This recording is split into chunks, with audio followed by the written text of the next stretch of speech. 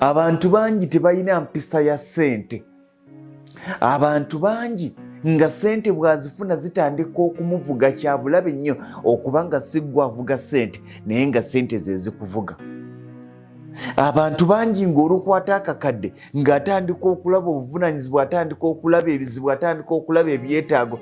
My friend, tewali mwaka gw'otagenda kulaba byetaago ebyo.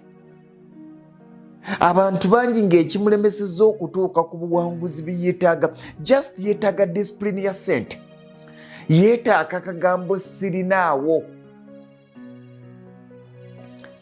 Teweetaaga bingi, weetaaga kagambo sirinaawo. Omwana wange baamugobye, omwana we baamugobye, naye naawe ennyumba yo weetaaga ogituusa ku olopuleti, bw'otagituusaako egenda kuyiika.